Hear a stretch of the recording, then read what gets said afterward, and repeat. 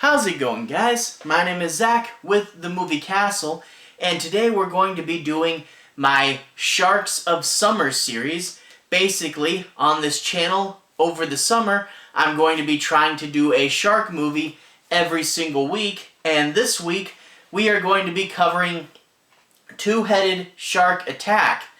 This is from 2012 and is directed by Christopher Douglas-Olen Ray and stars Carmen Electra, Charlie O'Connell, and Brooke Hogan.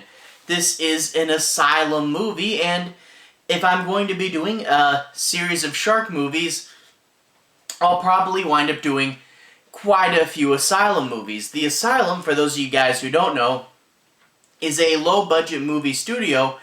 A lot of their movies either go direct-to-video or direct-to-TV, primarily the Sci-Fi Channel there, and they do pretty much two things. They either do one, mockbusters of bigger Hollywood movies, or two, creature features. Most of these creature features turn out to be shark movies. Out of the shark movies, the most successful one you probably know is the Sharknado series, but they've done several other shark movies, including several other series, including the Mega Shark series and the Multi-Headed Shark series that we have here. Starting off with Two-Headed Shark Attack, then you go to 3, then 5 and 6. I don't know why they skipped 4, but this movie has 3 sequels, and I hadn't seen it before I watched it for this review.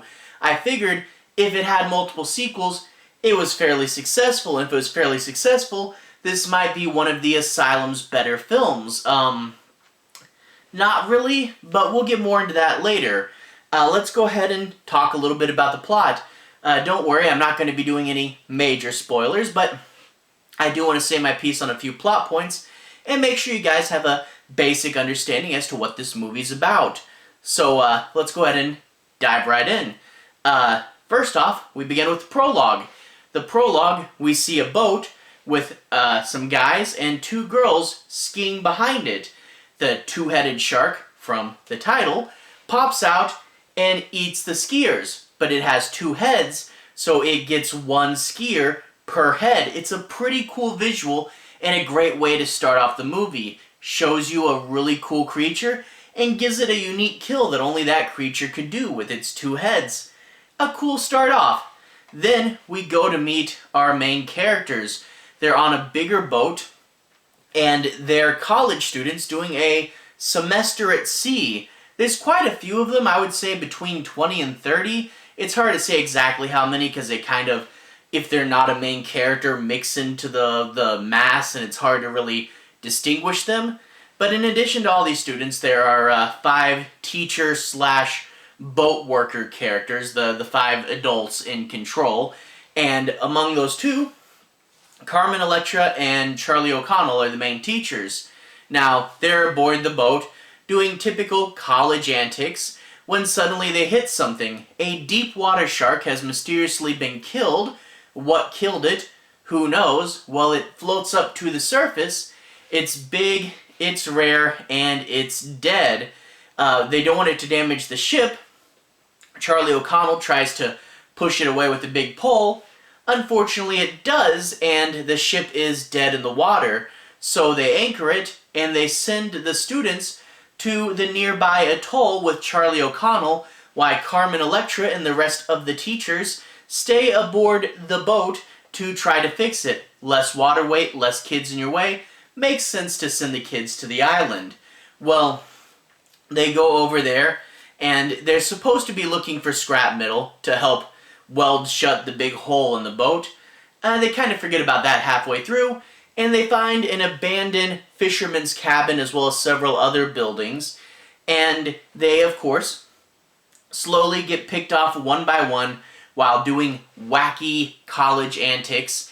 And as they start to get picked off, they eventually notice the shark. They are aware of the danger. But that's not all. You see, you have a two-headed shark attack. Why not just stay on the island where it's safe? Well, it not being an island and really being an atoll means it has less structural integrity, and the shark is so strong and so big it can simply plow into the island, shaking it, causing big cracks, earthquakes, and giant holes to appear, and eventually the shark can sink the whole island, which is a pretty crazy concept, but it keeps the plot moving. So, how was this movie? Yeah, well, I guess first we should talk about the shark. Surprisingly, even though it is a two-headed shark, this doesn't come up in the plot too often, to the point where I wondered if this was originally just some other shark movie and they changed it in post to be a two-headed shark movie and they just shot a few more scenes. I don't really have any evidence for this, but I do wonder, the movie was originally going to be called 6,000 Teeth, I believe, because of the LLC at the end, but I do wonder if they came up with the two-headed shark attack idea later on, but that's just a theory, and who knows. But you think that if it was a two-headed shark attacking you, you'd make a bigger deal of it. Every now and then it rips someone in half between its two heads, or it eats two people at once, and it does something cool, but a lot of the stuff it does a regular shark could do, and I really wish that they had pushed the two-headed factor more, because, that's why people tuned into this. So not the best, and the kills aren't the greatest either.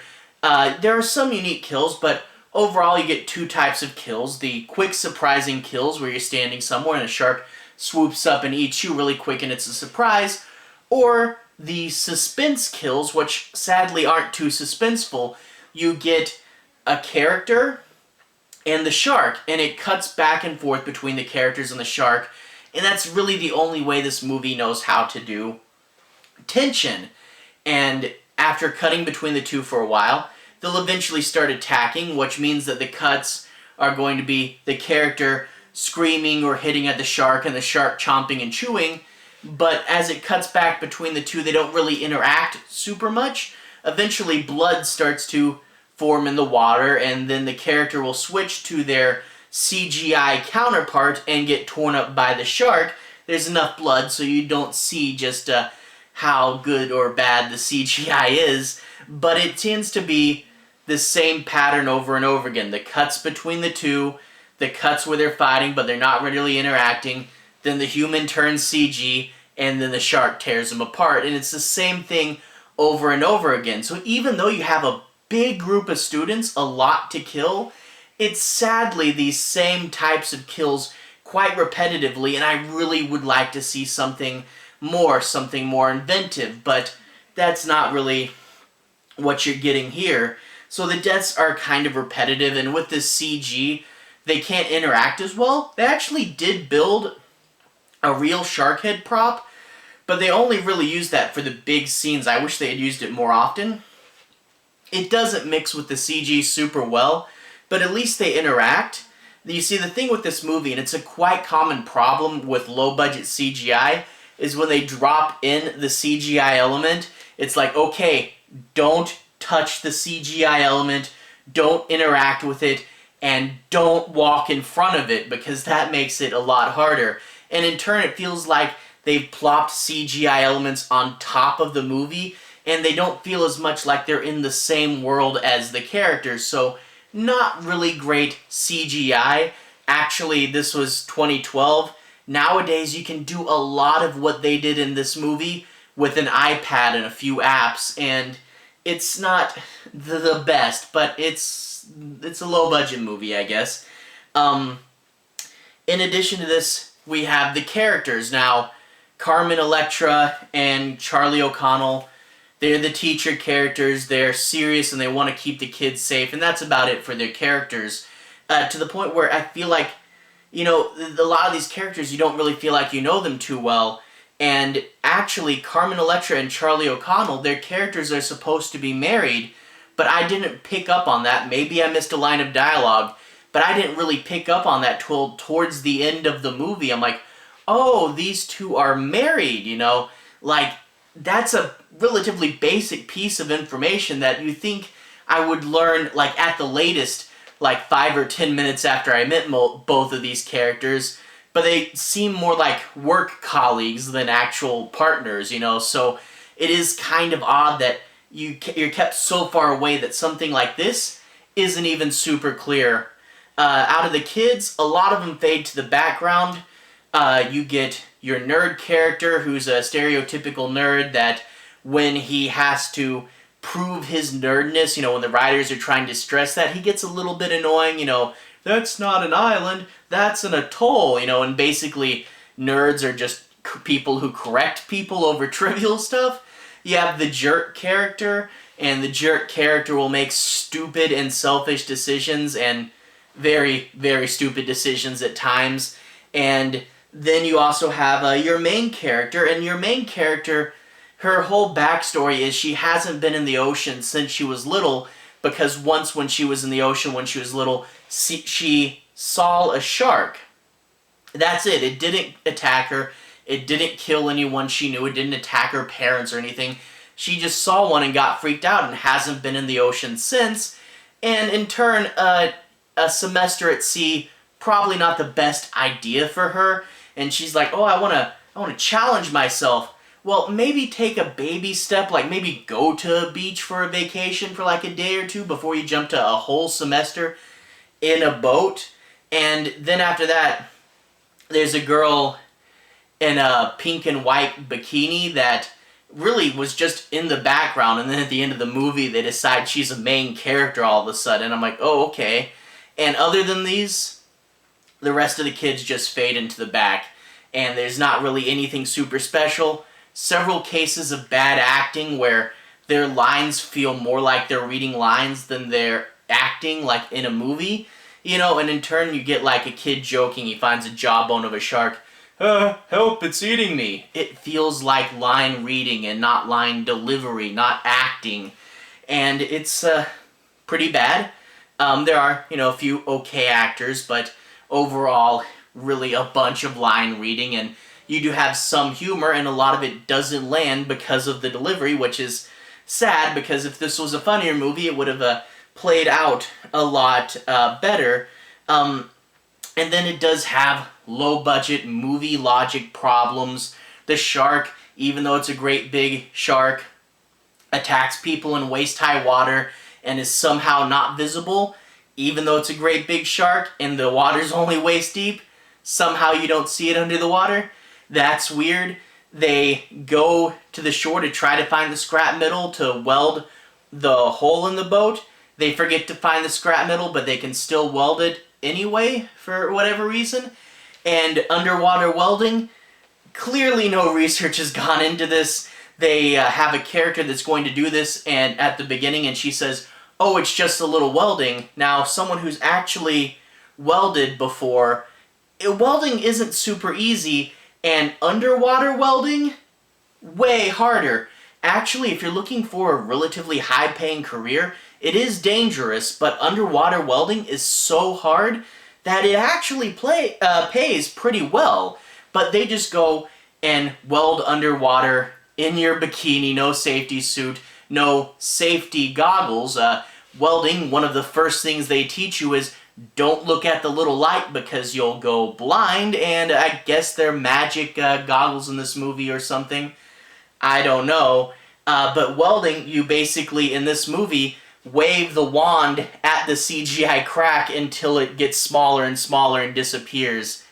Not how welding works. They didn't even find a piece of metal to weld over it. It just, the welder makes the crack disappear like we're in a low-budget video game or something.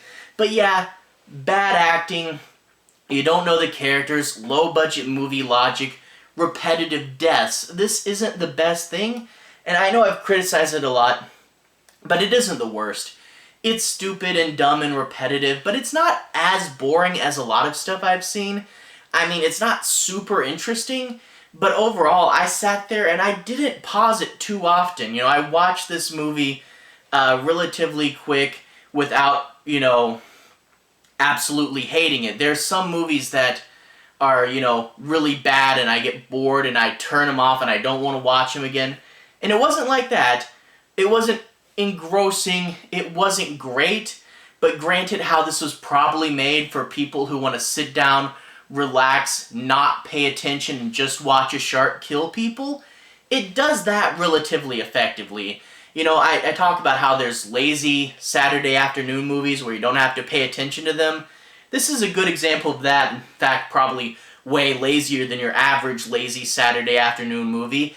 and it's not great. It's repetitive, but it somehow hooks you enough where if you sit there and watch it, it can keep you entertained with dumb shark nonsense long enough, you know, and that's sort of the thing, and that's kind of what they were going for. So even though it's not great, it gets the basics of its job done, and apparently people liked it enough to warrant 3 sequels, and I might check them out myself, I don't know, but Two-Headed Shark Attack, not good, but it did its job competently, and like I said, only for Asylum completionist or the ultimate lazy Saturday afternoon movie. So if you're in one of those two camps, those are the only 2 people I really recommend it to. If you're looking for anything bigger, not really this, which is, you know, kind of sad because this is the movie you go to if you want to see a shark with 2 heads. You kind of wish it was bigger and epicer, but you know, the Asylum, they tend to have either super goofy, cheesy movies, and that's where they shine, or they have movies so low budget that you can tell it's struggling to do anything cool, and that's kind of where this one falls into. But for what it is, it's what it is, you know? Anyway, good enough for lazy, lazy Saturdays. Anyway, to everyone who's watched so far, thank you for watching. To everyone who's liked and subscribed, thank you. You're really helping the channel out. I'll put a relevant playlist on the bottom if you want to see more. You can find videos kind of like this there. Anyway, have a good day. I'll see you guys again very, very soon. Relevant playlist on the bottom. Have a good day now.